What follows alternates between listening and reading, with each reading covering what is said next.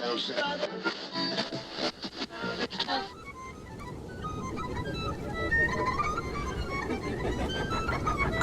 to you from an abandoned cabin in the woods at 3 in the morning.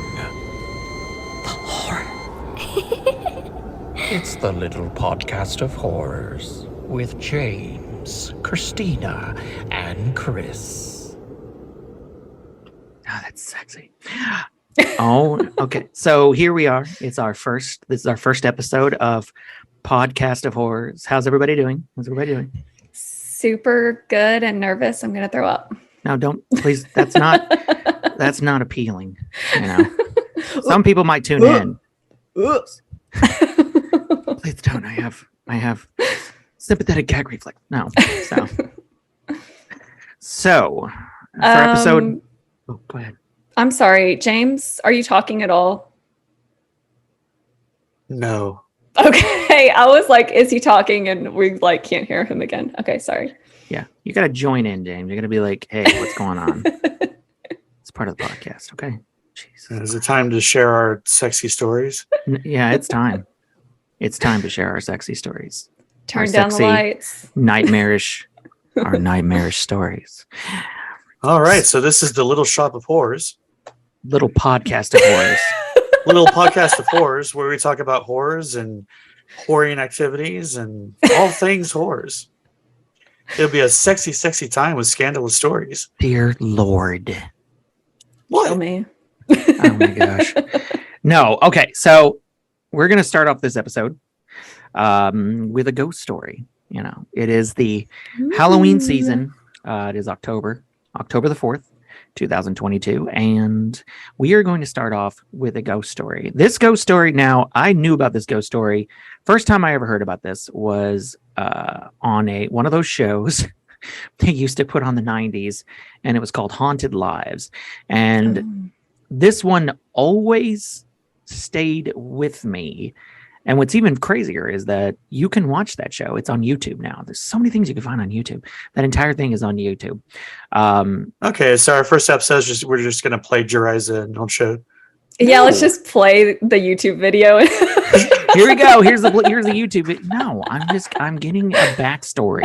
It's a backstory, you know? As seen on TV. Oh, maybe we should include a link to it in our show notes too. Yeah, I would have to find it. The link is to time travel to 1980X and to your CRT TV. But this isn't just any ghost story. This is a haunted school. Ooh, okay. Oh yeah, this is a haunted elementary school. Oh, good. Creepy ghost kids. It's Metz Elementary, and it opened in 1916.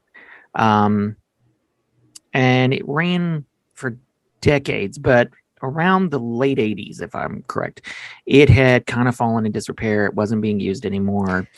It was done. And so they decided, the city, and oh yeah, by the way, James, this is in Texas. That is just what I was going to ask. Yes, Austin. Looks like it's, yeah, if I'm looking at this correctly. This is located in Austin. Keep it weird, Austin. Yeah, I know. I have to double check that. Yeah, Austin, Texas. So the construction crew came in to demolish this building, and almost immediately things started to happen. At one point, one of the construction workers noticed a child in the window looking at him. So first off, that's not okay. One worker claimed he saw the ghost of a boy watching him out of the bathroom window. Hello, come in and use the bathroom, I guess. I don't know. They hit it with a wrecking ball, and it's like, it was actually a live boy. Finding kids in places they're not supposed to be. I know. Not just kids, dead kids. Others said they could hear groups of children giggling within the empty rooms. Okay, that's not something I want to hear when I'm going through an abandoned building with no power and it's dark and I hear giggling children. Because it's like that old saying, there's nothing more precious than a child's laughter. Unless it's 3 a.m. and you're home alone and you don't have children. So you don't want dead children to have a good time in the afterlife? Not if it's with me present. They go have a great time, but not when I'm walking alone through a school building. No, thank you. Way to rain on the afterlife child parade, Chris. Hey, if you want to go hang out with ghost kids and you want to go support them, I will support you doing that. I will cheer you on from the safety of my house. I support the happiness of ghost children. I'm Let them giggle. Let them play and frolic. No. The sound there was the sound of chalk screeching down, unseen that's the worst of it all. chalkboards echoed through the halls. Strange drawings were left scribbled on the walls of barren classrooms. Now, the demolition leader, he stopped ticking every, time he stepped foot onto the property. His watch stopped ticking. That's what it is. His watch stopped ticking every time he stepped onto the property. The machinery, the bulldozers, would start breaking down. They would not work at all. And this went on for quite a while. But the part that really stuck with me, and for the longest time, because this was in the 90s when I first saw the show, even as a child, I was like, surely that's not what happened. Cut to the present when we have Google. Now, of course, just because you read it on the internet doesn't mean it's true. But one of the construction workers died when a wall collapsed on him. And the thought was that the children didn't like the fact that these construction workers were coming in to tear down their place of safety. Okay. So far, we basically just have the plots of like 50% of the B action movies of the 80s. Because what is always the plot of those, especially like the made-for-TV ones, like the Chuck Norris is a backwoods cop, and he's got to help the children stop the evil corporation from bulldozing their rec center and building a parking lot. Every other low budget action movie was that. So it's basically this, except all the children are dead. Yeah, it's exactly. Yeah, that's it. There's no Chuck Norris. All the children are dead. That's the only difference. That's the only difference. Yeah, but that's a big key difference, though. If it'd just been Chuck Norris, but no, it's just ghost children coming in. But yeah, a workman was fatally injured in a wall collapse. So that's when they decided to bring in a clergyman to bless the building, and the area was finally leveled. And apparently this made national news. But here's the kicker. Here's the thing. After all this happened and they tore the school down, remember this, imagine this happening to us, this going on. We're dead giggling children? No, we're the I can't imagine that. No, but imagine you're the construction worker dealing with this, and I'd rather be the dead giggling children in this scenario. I would not. You would. I would not want anything to do. I would not want anything to do. I would want to forget the place forever. After everything that happened, the main head guy decided to take one of the little sapling trees from the property and plant it in his daughter's front yard. Take a wild guess where that led to. It grew to be a strong tree. They built many fond memories together. They built a tree house in it years later. She got buried under that very tree. And the tree house was haunted by yeah, little children. They started hearing giggling from the tree. Did any other workers take haunted items from the building? No, not that I'm aware of, because they were like, I'm not wanting anything to do. I'm not taking anything from this place. I would be like, but no, let's take a tree, because nothing bad's going to happen. Think about the money you could roll in, though. Come see the amazing giggling tree. $50 admission. I've heard worse ideas. It's like the Whomping Willow from Harry Potter, yes, picks cars up and hits people. Yeah, just have a waiver for everybody to sign going in that you're not responsible for any death or dismemberment. And then they can come enjoy the giggling tree of wonder. Yeah. Just don't try to chop it down, otherwise the kids might kill you. Because apparently they killed this other guy who was just trying to do his job. Okay, so did her house actually have little children haunting her after that tree? So from what I've read, it's all centered around the tree now in the front yard. So I guess the kids are like not coming into the house, but they're skipping and dancing. There's songs. They hear them singing. Like I just, like I'm thinking about the creepy songs they used to play back in the day, like Ashes. And they're like, Ashes, all this we fall frolicking and down. happiness, we have to put an end to this. Wait, what? All this frolicking and happiness, we have to put an abrupt end to this. You Yeah, know what? gross. Oh my god! You know what? Why can't they go frolic and be happy like on the other side? Like what? Why? Yeah. Why don't you just go be the boss of where people go frolic and be happy? I'm not I mean, being the boss. I'm just. need It's a some- suggestion. It's a We need- suggestion. We need a ghost principal to come and handle this situation and corral all these kids into the afterlife so they See, can Christina's move on. on it. See, I'm Christina's a on problem solver. All you have to do is kill a principal now on the property. That's it. I'm sorry, sir. Why have I been brought to this property? We need some help, sir. What are you doing? Like, you need you to do your. I didn't sign up for this, so I don't know why he became suddenly so. Just like I don't know. But yeah. Yes, the original story broadcasted May 15th, 1991 on CBS. Haunted Lives, True Ghost Stories. See, 1991, that was like the heyday of those like B budget action movies where they're tearing down the school for a parking lot / rec center / playground, No, And then Mr. T shows up Mr. and is T? like, you're not gonna tear down the kid's place, build your parking lot. And they have a big showdown against the evil construction workers. It's like 50% of action movies back then. And then he takes down, like he knocks down a wall on one of the construction workers, and he's just like, now get out of here. I would not have been a part of that at all. I would not have wanted to. I don't know. I blame the media of the time for floating these ideas into kids' heads in the first place. That they can be Be- ghosts.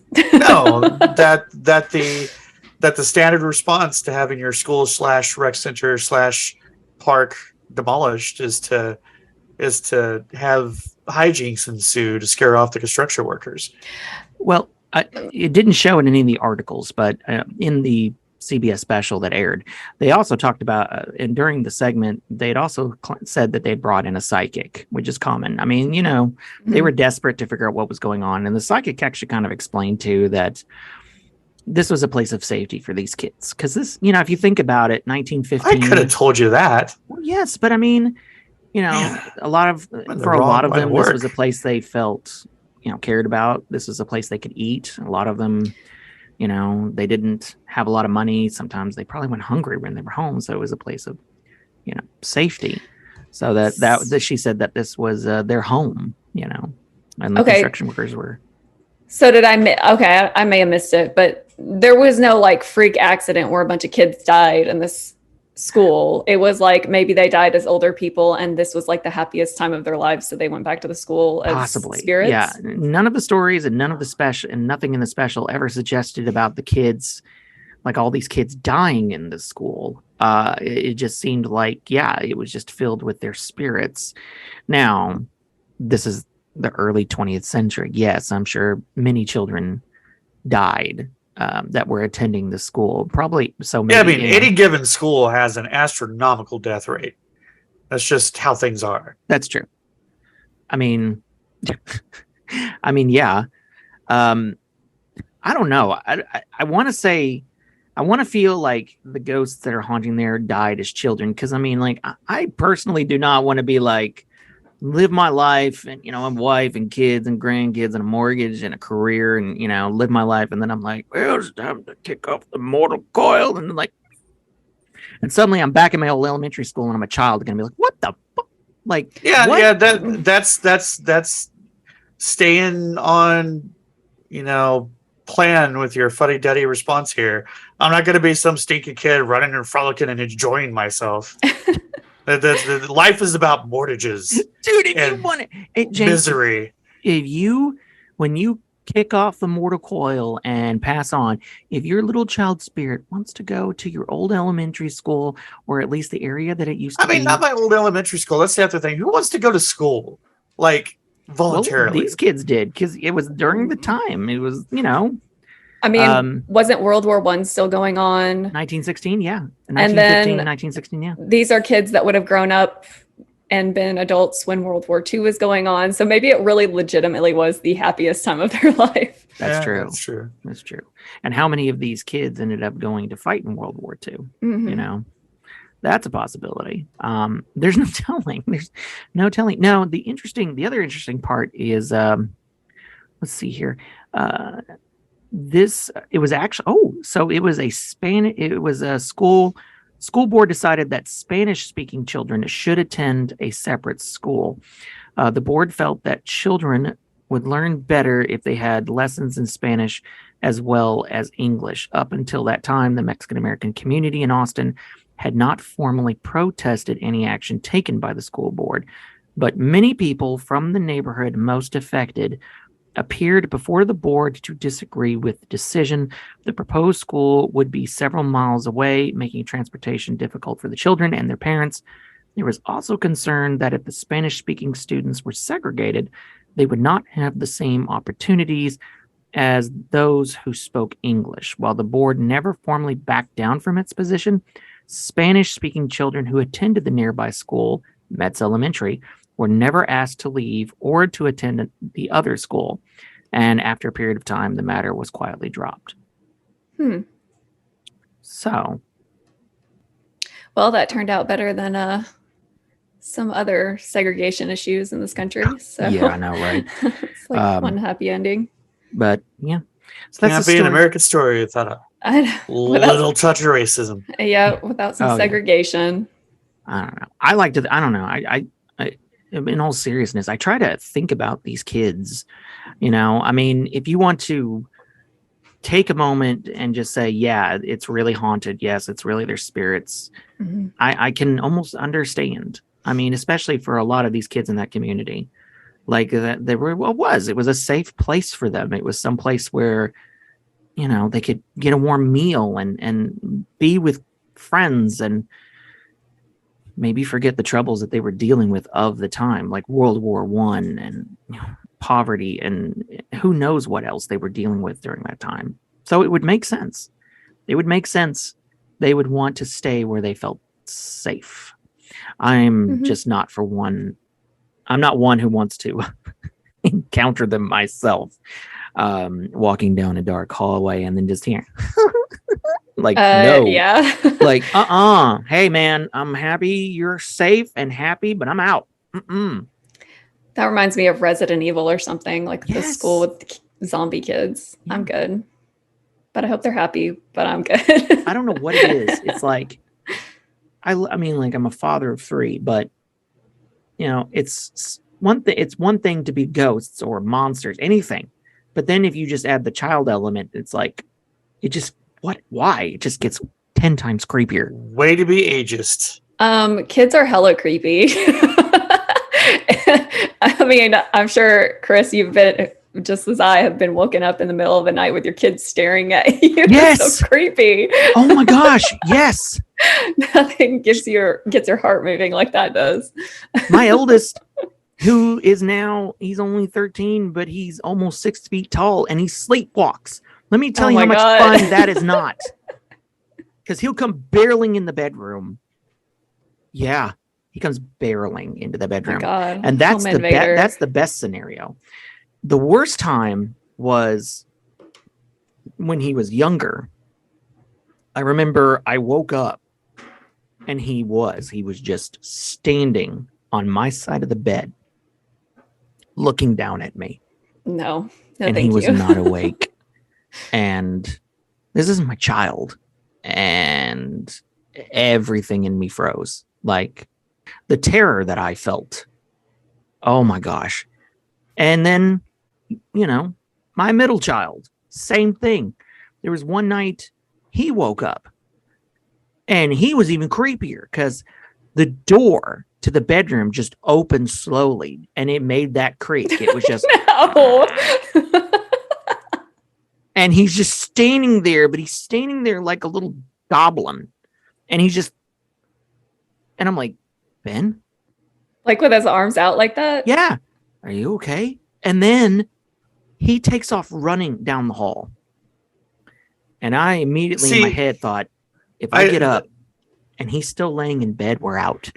We're leaving tonight. No, I don't get this. Like, if that happened to me, I would just be pissed. If it's not 8 a.m. and you're holding a fresh cup of coffee for me, you're about to be dead if you're not already.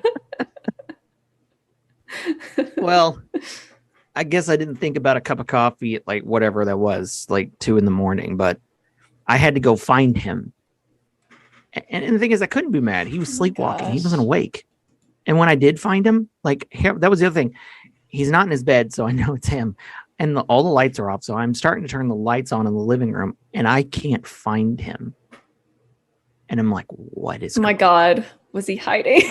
He was hiding, but he wasn't awake. Sleep hiding? Sleep hiding. Sleep hiding. He was sleep hiding under the table because That's we had a tablecloth, so you can't see it with the chairs. And that's when I was like, he wasn't in the living room, part of me panicked and thought, did he go out the door? But then I'm like, no, he's too small. And the door, it's got to change. He was a spy in another life, I guess. And when I found him, he was under the kitchen table and he was just staring blankly like into space.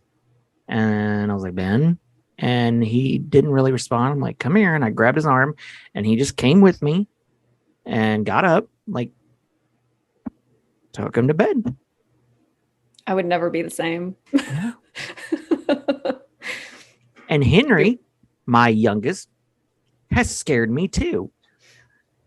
But he scared me in the worst way. I don't know if you recall this, Christina. So there was this story a while back on Twitter.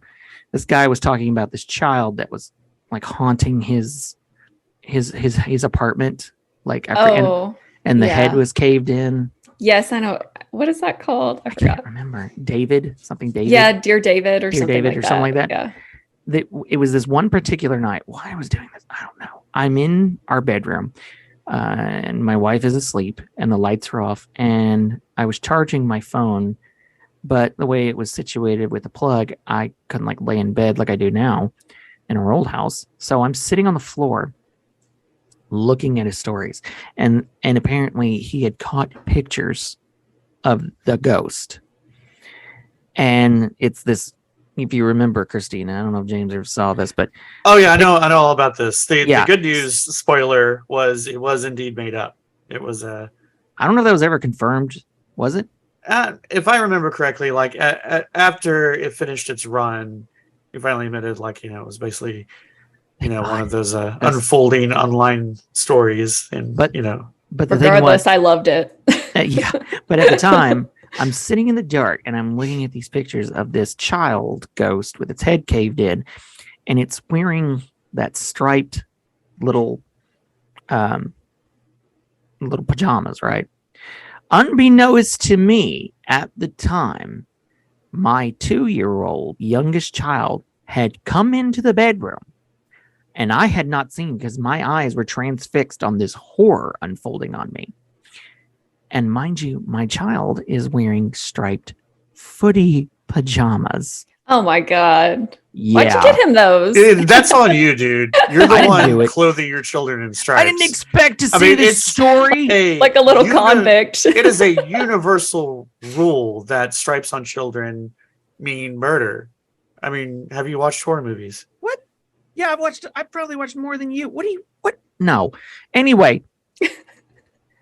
And suddenly, as I'm looking at these pictures, suddenly I know there's somebody standing right here. And as I turn, all I see is a figure at the right height, in the right clothing, right there.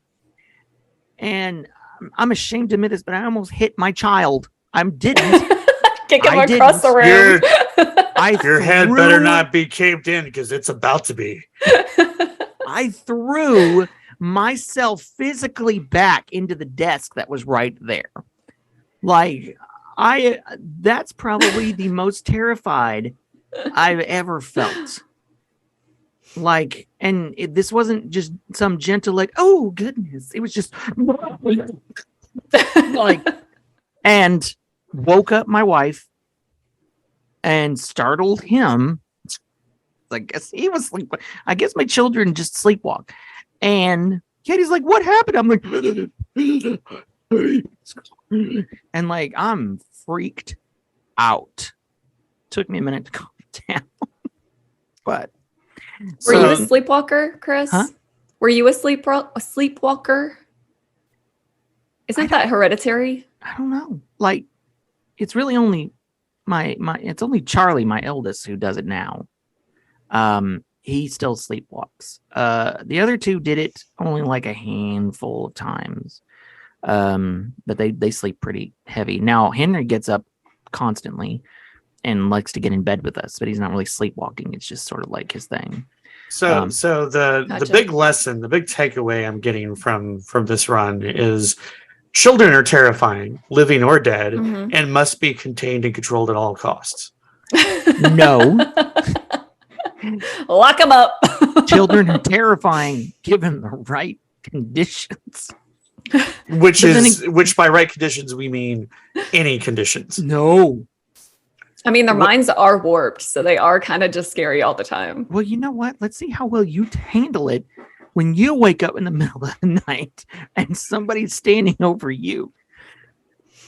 I mean, if they don't have a dent in the head, they're going to have one. I know. So I can tell you what's going to happen. If it's not 8 a.m. and they're holding a freshly brewed cup of coffee, So It's just like a random kid comes in with a cup of coffee. You don't know this kid, and you're like, "Cool, thanks, bro." hey, I mean, Hey, man. Free coffee. you gotta respect the commitment. I mean, that's some hard effort to pull that off. Respect and thanks for the coffee. He like slipped past your security system and everything. Well, if he's a ghost child, if he's a ghost kid, but he brings you coffee, is that still okay? Are you still like, Hey, that's saving me time in the morning. I mean, yeah, I'll take free labor, living or dead. And you could just like take the cup of coffee and then sage right after and be like, "Thank you, goodbye." Sage it out. Yeah, see, it's this all is the good. man. This is the man that said that if my ghost, his best friend, the ghost of his best friend, Because you're ever- not gonna bring me a coffee at 8 a.m. in the morning. But if I do, my ghost is allowed to stay. For a good 5 minutes at least.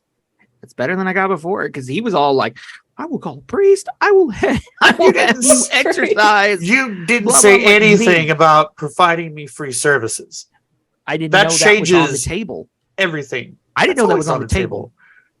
You can write him love notes on the steamed mirror. Yeah, I mean, if you pull your weight, then I mean, if he's like, I don't know, if he gets out of the shower and the window's steamed and suddenly like, writing appears. no, that's an exorcism. And no, but if it's like if it's just a question of would you like hazelnut or vanilla creamer? Is that okay? You're gonna be like, oh, okay. What if it's a compliment? I'll be like hazelnut. No. If it's a compliment while I'm naked in the shower, it is not just a compliment. We call that sexual harassment. So you're Ghosts have gonna different get rules. you're gonna get a sexual harassment training, then an exorcism. What? I mean, if that's the case, I'm just gonna take it all the way and pinch his ass and just be like, and he'll be like, "Whoa!" And I'm like, "Hey, this is funny. I gotta get out of here, though. He's about to." Well, that's- They're like, bye. That's sexual harassment training, a lawyer and an exorcist. I'll be gone. I'll be like, "Come get me, fat fool." You're gonna sue a ghost. What precedent is there for that in the law? I'm sure there's a dead lawyer somewhere. All I have to do is seance up a dead lawyer. And who pays you? Dude, we'll work it out. We'll cross that bridge when we get there. These are the details you have to think about ahead of time, James. You can't just sue folks willy-nilly. You gotta have some flexibility to adapt in the moment, okay?